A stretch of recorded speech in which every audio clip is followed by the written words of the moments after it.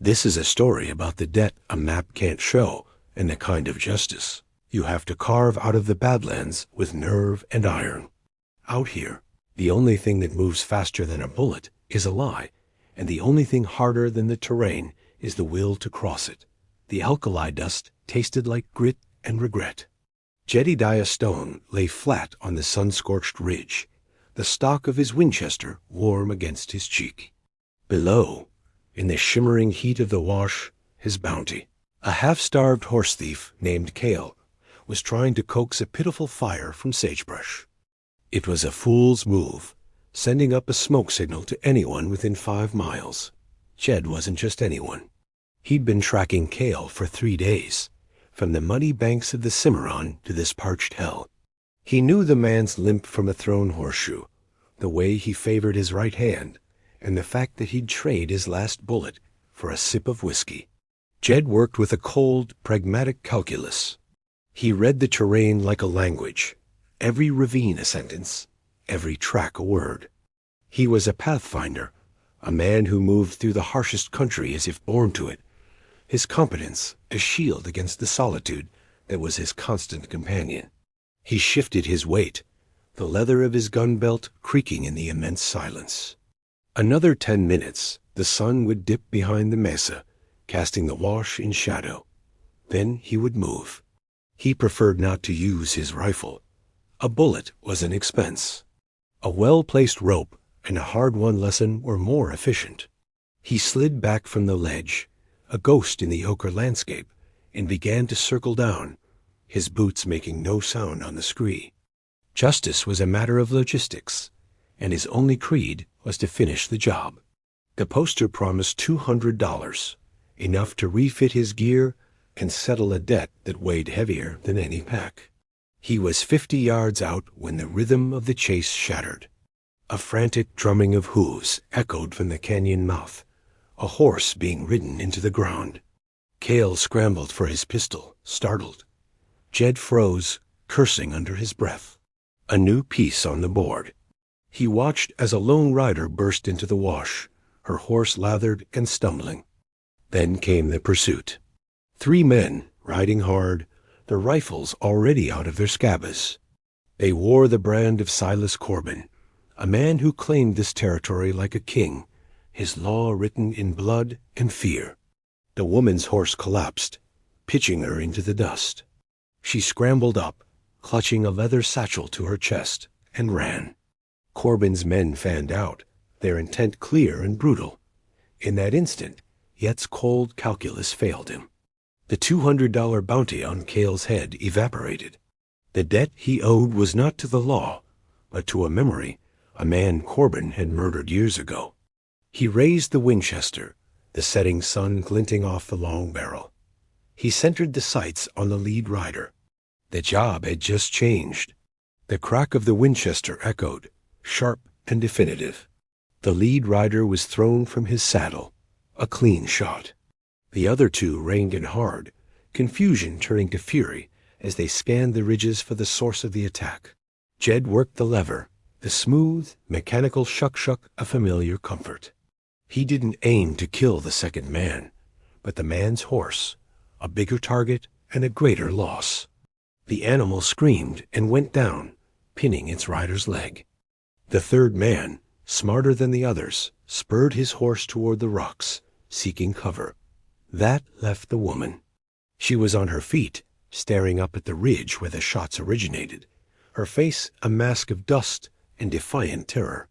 Cale the horse thief, forgotten by all parties, made a run for it, disappearing into the scrub like the worthless coyote he was. Jed let him go. He focused on the remaining rider, who was now firing blindly into the rocks. Bullets whined and ricocheted, kicking up clouds of red dust. Jed sighted carefully and fired again. The bullet struck the rock just inches from the man's head, sending a spray of stone chips into his face.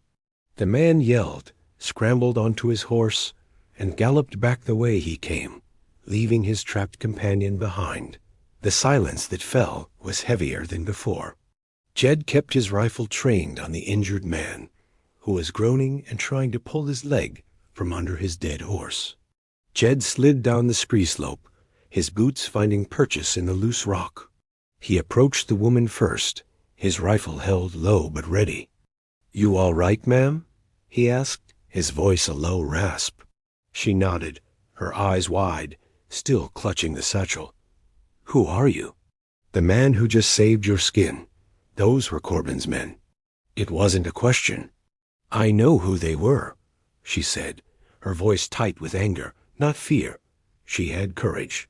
He'd give her that. He walked over to the trapped rider, kicked the man's pistol away, and with a grunt of effort heaved the dead horse's weight, just enough for the man to pull his shattered leg free. The man glared at him with hate-filled eyes. "Corbin will hear about this." "I'm counting on it," Jed said. He looked back at the woman. "What's in the satchel?" She pulled it tighter. "Something he wants." "He's not the kind of man to give up," Jed stated, scanning the horizon. "We need to move. Now." He grabbed the reins of the last standing horse, the third rider's mount, and offered her a hand up. She hesitated for only a second before taking it. Her grip was firm. "My name is Elara," she said as he swung up behind her. "Jedediah Stone," he replied. He spurred the horse toward the labyrinthine canyons to the east. "And we've got a long ride ahead." The canyons swallowed them, the rock walls rising up like ancient silent sentinels. They rode hard for an hour, the setting sun painting the sky in violent strokes of orange and purple before fading to a bruised twilight. Jed navigated the maze of ravines by instinct, his internal compass honed by years of living in places the mapmakers forgot. Finally, he found what he was looking for, a narrow, defensible box canyon with a seep of fresh water trickling from the rock. He dismounted and helped Elara down. She moved with a stiff, bruised grace, but she did not complain. While she watered the horse, Jed took up a position at the canyon's entrance, scanning their back trail. He took stock of their situation. One horse, tired, one rifle with maybe 20 rounds left. A pistol he'd taken off Corbin's man. No food, and a woman who was the target of the most ruthless man in the territory. "He won't stop," Elara said, coming to stand beside him. The satchel was slung over her shoulder. "He wants what's in here." "What is it?" Jed asked again, his tone leaving no room for evasion. She met his gaze, and for the first time, he saw the full measure of her resolve. She was a catalyst, a spark thrown into the dry tinder of his solitary life. "A map," she said. "My father was a geologist. He prospected this whole territory for Corbin, under contract. He found a silver lode, a big one. But he knew what Corbin was. He drew a false map to give him, and he made this one for me. Corbin found out. He killed my father. He was going to force me to marry him, to legally consolidate his claim on my father's discovery." "So you ran." "I ran," she confirmed. The pieces clicked into place. Yet's own debt was to Elara's father, a man who had saved his life years ago on this very frontier. "I knew Ben Vance," Jed said quietly. "He was a good man." The shared knowledge hung between them, a sudden, unexpected bridge. He owed Ben his life. That meant he owed her too. The mission was clear now. It wasn't just about survival. It was about justice. "We need to get to that lode before Corbin does," Jed said. "We register the claim in your name. Use the law against him." It was a long shot, but it was the only shot they had. They spent the night in the canyon, taking turns on watch. The conversation was sparse, tactical. He showed her how to use the pistol, her hands steady as she took the unfamiliar weight of it. They checked their gear, rationing the handful of bullets like precious gems. The vast, starry sky was their only blanket, the silence of the high desert their only companion. As dawn approached, Jed was on watch when he saw it, the distant flicker of a campfire, miles back, but directly on their trail. They'd been found. "Time to go," he said, his voice grim. The pursuit was on. They abandoned the horse at dawn, leaving it tethered in a narrow gorge with enough grass to last a day. A single horse was a liability, its tracks too easy to follow. On foot, they were ghosts. Jed led them up into the high country, a brutal vertical climb over scree and weathered rock. He moved with a relentless ground-eating pace, and Elara, to her credit, kept up. Her resilience was a quiet, stubborn thing, forged in a fire he was only just beginning to understand. Their goal was a place called Jacob's Well, a hidden spring in a basin of rocks, the only reliable water for 50 miles. It was a risk. Corbin would know about it too. Jed was betting on the terrain, on a shortcut through a series of tight slot canyons that horses couldn't navigate. It would save them half a day, but it was hard going. The sun beat down, and the heat rising from the canyon floor was a physical force. They spoke only when necessary. Watch your footing here. Hand me the canteen. Their communication was boiled down to the essential, a language of survival. Their shared canteen was nearly empty when they finally saw the cluster of cottonwoods that marked the well. Jed held up a hand, halting them 100 yards out. He scanned the area for a long, silent minute, his eyes missing nothing. The place was too quiet. No birdsong. The air was still, heavy with menace. "It's an ambush," he whispered, his voice tight. Down, they dropped behind a line of boulders. As if on cue, a rifle shot cracked the silence, the bullet smacking into the rock above their heads. They were pinned. Jed peered through a gap in the rocks. 2 of Corbin's men were dug in behind the rocks surrounding the well. They had the high ground and the water. A perfect trap. How many? Elara asked, her knuckles white where she gripped the pistol. "I see 2. There could be more." He surveyed their position. They were exposed. Staying put was a death sentence.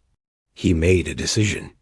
"I'm going to draw their fire," he said, pulling bullets from his belt and lining them up on the rock in front of him.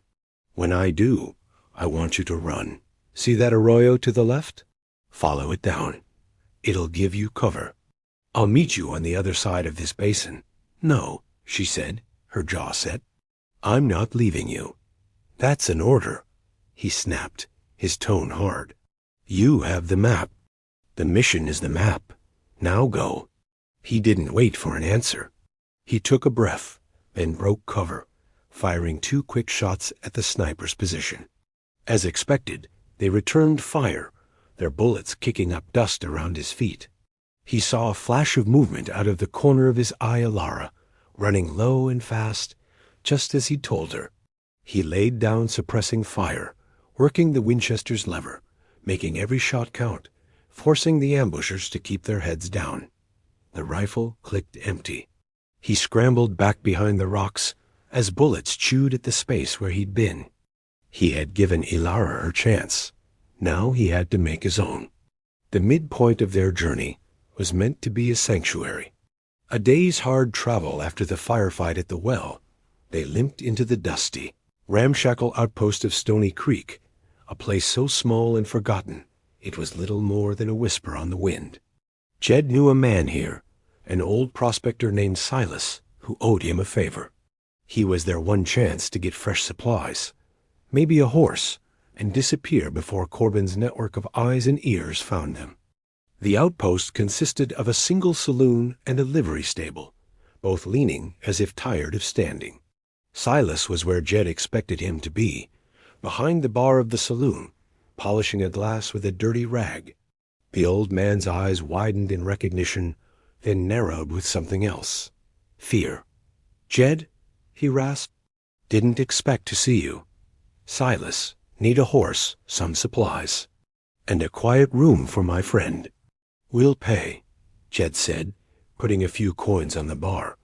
Silas looked from Jed to Elara, then back again. He licked his lips, his gaze shifting to the back room. It was a tell, a dead giveaway. Yet's hand slowly moved toward his pistol. "What's the matter, Silas?" The door to the back room swung open. Silas Corbin stood there, flanked by 4 of his men, their guns already drawn. He was a tall man, dressed in a black coat despite the heat, his face a mask of cold, predatory ambition. "Stone," Corbin said, a slow, cruel smile spreading across his face. "I should have known you'd be involved. You always did have a soft spot for lost causes?" Yet's mind raced, calculating angles, odds. They were outmanned and outgunned. The game was over. He slowly raised his hands. Elara did the same, her face pale but her eyes burning with defiance. "The map, girl," Corbin said, his voice dropping to a silken threat. He nodded to one of his men, who stepped forward and ripped the satchel from Elara's shoulder. Corbin opened it, pulled out the rolled parchment, and inspected it. He chuckled. "My property, just as I thought." He looked at Jed. "And you, Stone, I have a special job for you. My team of miners arrives in 3 days. I'll need strong backs to work the load before I seal it up for good. You and the girl will have the honor of being my first employees." He gestured with his pistol. "Lock them in the assay shed. See that they don't get any ideas." They were shoved out of the saloon and across the dusty street to a small, windowless shed. The heavy wooden door slammed shut, and the bar dropped into place, plunging them into near total darkness. They were trapped. Betrayed. The map was gone. The cold reality of their failure settled around them. Jed could hear Corbin's men laughing outside. They had lost. The darkness in the assay shed was thick and suffocating, smelling of old iron and damp earth. For a long while, neither of them spoke. The reversal was total. The trap sprung perfectly. Jed leaned against the rough-hewn wall, his mind replaying Silas's shifty eyes, Corbin's triumphant smirk. He'd walked them right into it. "He's going to kill us," Elara said, her voice a flat statement, not a question. The fear was there, but it was controlled, banked like a coal. "Yes," Jed said, "but not for 3 days. Not until his miners get here." 3 days. It was a death sentence, but it was also a ticking clock, a window of opportunity, however small. He began to move around the small space, his hands tracing the walls, the floor. Resourcefulness was a weapon, and he was not disarmed yet. He was a pathfinder. His job was to find a way where there was none. "What are you doing?" she asked. "Looking for a tool." His fingers brushed against something cold, metallic. An old, discarded pickaxe head lying in the dirt floor. Heavy, rusted, but solid. He found a loose floorboard, and using the sharp end of the pick, began to work at it. The wood was old and soft. It splintered and groaned in the silence. It was slow, painstaking work. Hours passed. They took turns, one working the board, the other listening at the door for the guards. The shared task, the desperate, focused effort, forged a new kind of alliance between them. They were no longer just a protector and his charge. They were partners in a single desperate cause. "The wind's picking up," Jed murmured, feeling a draft through the cracks in the wall. He had been watching the sky all day before they reached the outpost. He knew the signs. A dust storm was coming. A big one. "It'll hit just after sundown. That's our cover." As dusk fell, the wind began to howl, and the air grew thick with sand. The guards outside were grumbling, their voices muffled by the growing storm. Jed gave the floorboard one last, hard pry. It came loose with a sharp crack. Beneath, it was packed earth. He began to dig with the pickaxe head, the dry dirt surprisingly easy to move. They worked together, scooping the earth out with their hands. It was a grave they were digging, or a tunnel to freedom. As the storm reached its peak, a blinding, roaring gale that blotted out the sun and scoured the world clean, Jed broke through. Cool, sand-filled air rushed into the shed. The tunnel was just outside the shed's foundation. He squeezed through the narrow opening, then reached back for Elara, pulling her through. They were out. The world was a maelstrom of red dust and screaming wind. Visibility was near zero. It was their only chance. Keeping low, they crawled away from the shed, the storm covering their tracks as soon as they made them. They were weaponless, without food or water, but they were free. Corbin had the map, but Jed had something better. A route burned into his memory. He grabbed Elara's arm. This way. There's a pass, a dangerous one. He won't expect us to take it.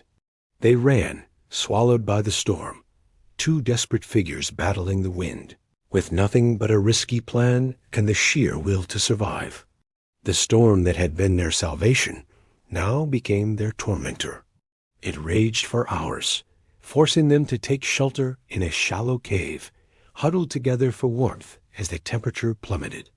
When it finally blew itself out, it left behind a world scoured and silent, the landscape alien under a cold, clear moon. They were alive but exposed. Corbin would realize they were gone by morning. He had the map and the horses. He would take the easy, logical route to the silver lode. That left them with one option, the illogical one. It's called Widowmaker's Pass, Jed said, his voice raw from the dust. He pointed toward a jagged cut in the distant mountains, a dark slash against the star-dusted sky. It's a goat trail, barely, treacherous, but it'll cut 2 days off the journey. It's the only way we can beat him there. Elara looked at the forbidding peaks, then back at him, her expression grim but resolute. Then that's the way we go. The pass was a gauntlet. The first part was a steep, grueling climb up a shale-covered slope, where every step sent a cascade of loose rock skittering into the darkness below. They climbed in silence, conserving their energy, their breath misting in the cold air. The higher they went, the thinner the air became, and the stronger the wind blew, a relentless physical force that threatened to tear them from the mountainside. The true test came at a section of the trail known as the Knife's Edge. It was a ledge no wider than a man's boot, with a sheer rock face on one side and a 1,000-foot drop on the other. Jed went first, his body pressed flat against the rock, his fingers searching for holds in the cold, unforgiving stone. "Don't look down," he said, his voice snatched away by the wind. "Keep your eyes on the rock in front of you." Elara followed, her movements careful and deliberate. He could hear her breathing, steady and controlled, just behind him. For a heart-stopping moment, her foot slipped. She gasped, her fingers scrabbling for a hold. Jed reacted instantly, reaching back, his hand closing around her wrist in a grip of iron. He held her fast, their combined weight straining against his precarious footing. For a second, they were frozen, suspended between life and death. Their eyes met. In that shared moment of terror and trust, the last of the walls between them crumbled. He pulled, gritting his teeth with the effort, and she found her footing again. They didn't speak. They didn't need to. They moved on, a single unit bound by a shared will. They emerged from the pass as the sun was rising, casting long shadows across the valley below. They were bruised, exhausted, and half frozen, but they had made it. They were on the other side. And they were ahead of Corbin. The valley floor offered a brief respite. Jed led them to a hidden cache he'd stashed years ago, tucked away in a hollowed-out log near a stream. It wasn't much, but to them, it was a king's ransom. A rust-pitted tin box held a small sidearm with a dozen rounds, a strip of dried jerky, a whetstone, and a small flask of whiskey. Further inside was his prize, an old but well-maintained Spencer rifle and 30 rounds wrapped in oilcloth. The familiar weight of the rifle in his hands was a comfort, a return to form. They rested by the stream, treating their cuts and drinking their fill of the cold, clear water. They ate the jerky slowly, savoring every tough, salty bite. The food and water brought life back into them, sharpening their minds for the final push. "He'll be at the mine by tomorrow morning," Jed said, cleaning the rifle with a practiced efficiency. "His miners will be with him, at least half a dozen men, all armed." "What's the terrain like at the mine?" Elara asked, her voice all business. She was no longer just a survivor. She was a strategist. "It's at the base of a cliff. One main entrance. The rock around it is unstable, prone to slides. Ben, your father, always said it was dangerous." Jed looked at her, his eyes serious. "We can't fight them head on. We have to use the terrain. Turn the mine itself into a weapon." The plan they forged was desperate and dangerous. It relied on surprise, timing, and a deep understanding of the land. They wouldn't attack the camp. They would go over it. Using a series of narrow ledges, Jed knew, they would climb the cliff face above the mine entrance during the night. From there, they could observe Corbin's entire operation. The goal was not to wipe out his crew, but to create a diversion, separate Corbin from his men, and use the mine's inherent instability to trap him. It was a plan full of risk, with no margin for error. "If I fall, you ride," Jed said, echoing an old frontier creed. It was a practical statement, a transfer of command. "No," Elara replied, her gaze unwavering as she checked the action on the small pistol. "No one gets left." The vow hung in the air, a simple promise that carried more weight than any legal document. They were allies, forged in the crucible of the trail. As darkness fell, they began their ascent, two determined figures moving up the cliff face, climbing toward their final confrontation. The climb was perilous, a vertical struggle in the cold, thin air of night. They moved slowly, hand over hand, finding purchase on ledges barely wide enough for their boots. Below them, the flickering lights of Corbin's camp were small and distant, a predator's den waiting for the dawn. By the time the first gray light touched the eastern peaks, they were in position, concealed in a rocky outcrop directly above the mine entrance. Corbin's operation was laid out below them like a map. 6 men, including Corbin, were gathered around a fire. A wagon held the mining equipment. The team of miners, looking more like hired guns, were already preparing blasting charges. They were running out of time. "The rock here," Jed whispered, tapping the cliff face beside them. "It's rotten with shale. A few well-placed shots could start a slide. Not a big one, but enough to block the entrance and cause chaos." It was their opening move. They waited, their patience a weapon.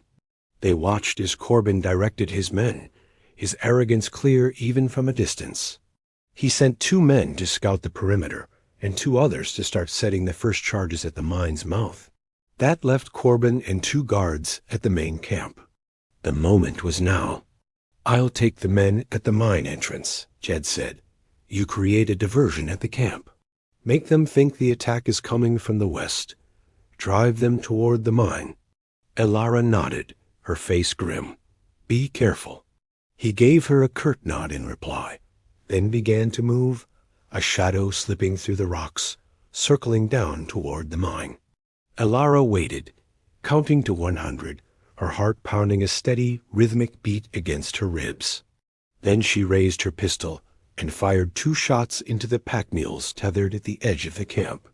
The animals screamed and bolted, crashing through the camp, scattering equipment and men. The 2 guards with Corbin immediately drew their weapons, their attention fixed on the west, just as planned. At the same moment, Jed opened fire from above. His first shot didn't hit a man, but the unstable rock face just above the 2 miners. A shower of rock and dust rained down, forcing them to jump back. His second shot kicked a lantern into a stack of blasting powder crates. The resulting flash and boom was deafening. Panic erupted. The 2 guards from the camp ran toward the mine to see what was happening. Corbin, furious and confused, was left momentarily alone. The diversion had worked. Jed slid down the last few feet of scree and landed silently near the mine entrance. The chaos he had orchestrated was the perfect cover. He saw Corbin shouting orders, trying to restore control. The warlord was isolated. Now was the time for the showdown. The acrid smoke of the powder flash hung heavy in the air. Jed moved through the swirling dust and confusion, his Spencer rifle held ready. The two miners had scrambled for cover, and the guards were still trying to figure out where the attacks were coming from. Corbin stood near the mine entrance, his face a mask of rage, a pistol in his hand. He saw Jed emerge from the smoke, and his eyes narrowed with lethal focus. "Stone," he bellowed, "I should have left you to rot in the desert." "You should have left Ben Vance alone," Jed countered, his voice cold and even. He kept moving, circling, using the scattered rocks and mining equipment as cover. This wasn't a quick-draw duel in the street. It was a tactical battle, a deadly game of angles and cover. Corbin fired, the shot loud in the enclosed space of the canyon mouth. The bullet splintered a wooden crate, a foot from Yet's head. Jed didn't return fire. A gunfight was what Corbin wanted, a contest of brute force. Yet's advantage was the terrain. He ducked behind a stack of timbers as Corbin fired again. He could hear Elara, still up on the ridge, firing occasional shots to keep the other men pinned down, preventing them from rejoining their boss. They were a team working in concert. Jed broke from cover and sprinted toward the mine entrance. Corbin, seeing his prize about to be invaded, ran after him, into the darkness of the tunnel. It was a fatal mistake. Inside, the air was cold and damp. The only light came from the entrance. Jed knew this tunnel. Ben Vance had described its treacherous instability. He led Corbin deeper in, past a series of rotting support beams. "There's no escape, Stone," Corbin yelled, his voice echoing off the rock walls. "The silver is mine." Suddenly, Elara appeared at the mouth of the tunnel, silhouetted against the bright morning light. It was a calculated risk, a prearranged signal. "Corbin!" she shouted. Distracted, Corbin turned and fired at her silhouette.